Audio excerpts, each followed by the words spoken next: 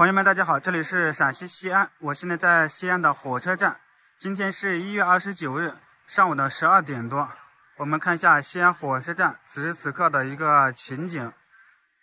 距离2024年的春节只剩下10天左右时间了，相信这个时间点已经有不少的朋友开始进行返乡了，因为春运已经开始有好几天了。今天好像已经是春运的第3天还是第4天了，在全国各地已经上演了大量的人口大迁移，这个规模是相当庞大的啊，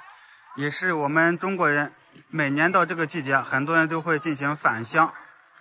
看看西安火车站，这里是火车站的南广场啊，上面这个有一个非常巨大的拱桥，这里都是西安城墙，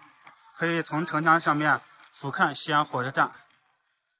我们来看一下西安火车站，目前看到这个广场上面已经有不少的旅客在这里等候进站乘车了。虽然没有看到那种人山人海、人挤人的画面，但是比起前2天，在西安火车站这块坐车的乘客还是蛮多的啊。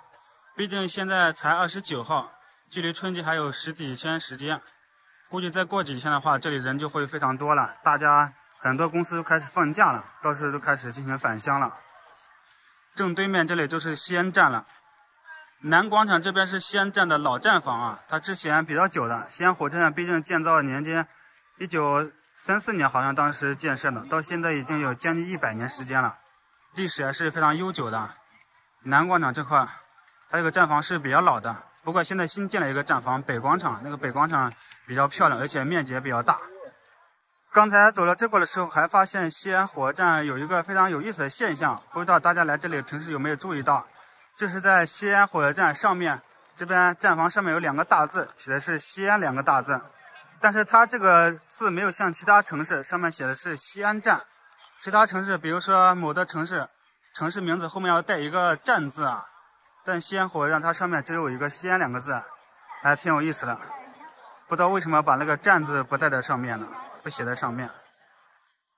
最中间这里还挂了一块钟表，现在是马上1点钟了。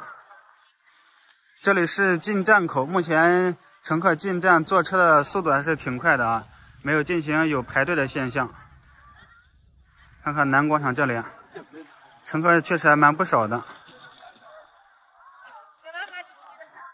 这是站房里面检票口的状态，